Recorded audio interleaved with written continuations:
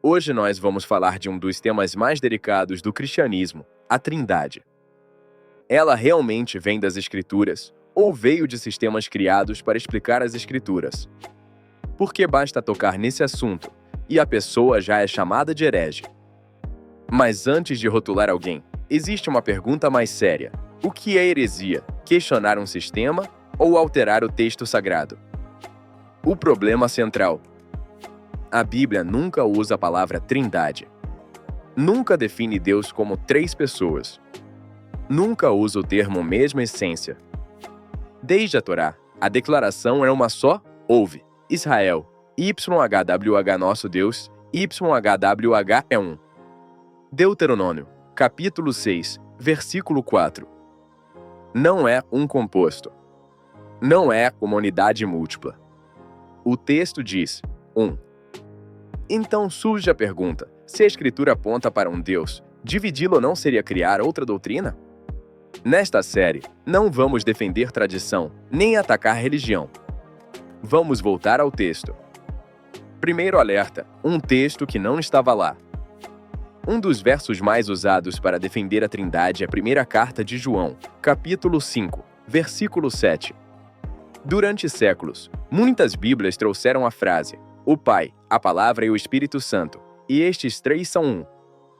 Mas essa frase não aparece nos manuscritos gregos mais antigos. Ela surge mais tarde, como acréscimo. Ou seja, um texto acrescentado passou a sustentar uma doutrina inteira. E isso levanta um alerta grave. Por que no final do livro de Apocalipse está escrito: se alguém acrescentar as palavras desta profecia e se alguém tirar? Apocalipse, capítulo 22, versículos 18 e 19. Esse aviso aparece nos manuscritos antigos de Apocalipse. Foi escrito por João como proteção do texto que ele entregou. Naquele tempo, ainda não existia a Bíblia como um livro fechado. Mas o princípio é claro: não adulterar o que foi escrito. Então a pergunta não é teológica.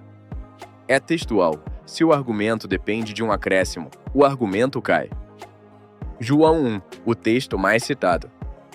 Outro pilar é o Evangelho de João, capítulo 1. No grego original lemos: em archene ho logos, no princípio era o logos. João, capítulo 1, versículo 1. Logos não é nome próprio. Não é indivíduo. É um termo. Logos significa palavra, razão, expressão, pensamento, mensagem.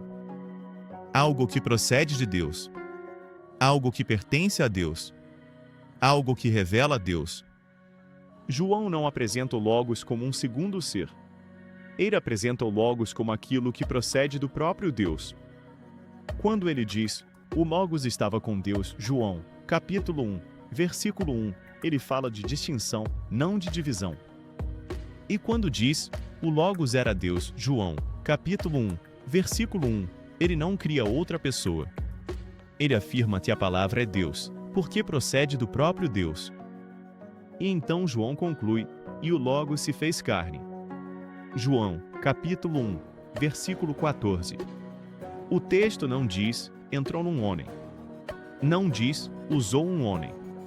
Não diz: se manifestou em um homem. O texto diz: se fez carne. Ou seja, aquilo que procede de Deus entrou na condição humana. A questão da essência agora entra um ponto decisivo. Muitos dizem: Jesus tem a mesma essência de Deus. Mas a pergunta é simples: onde está a palavra essência nas Escrituras? Ela não está na Torá. Não está nos profetas. Não está nos evangelhos. A Bíblia fala de nome, palavra, espírito, glória, poder, imagem. Mas essência é um termo filosófico, derivado do grego ousia, usado séculos depois nos concílios. Ou seja, quando alguém fala a mesma essência, já não está citando Escritura. Está citando teologia. E aqui está o ponto central desta série. Uma coisa é o que o texto diz. Outra coisa é a linguagem criada para explicar o texto. E quando a explicação passa a valer mais que o texto, o desvio já começou. Torá e contradição. O cristianismo afirma seguir a revelação da Torá, mas ao mesmo tempo redefine o próprio Deus da Torá. A Torá não apresenta Deus dividido. Os profetas não apresentam Deus tripartido. E o próprio Jesus afirma: o Pai é o único Deus verdadeiro.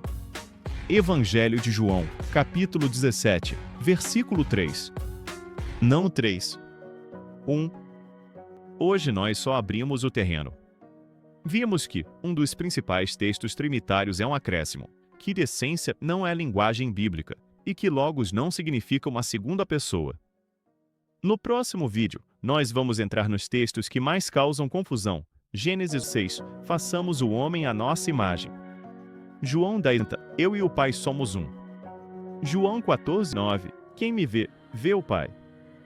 Vamos analisar tudo no hebraico e no grego, sem tradição, sem concílio, sem filtro religioso. Se você quer acompanhar essa série até o fim, se inscreve no canal. Porque quanto mais a gente volta ao texto, mais frágil o sistema se torna.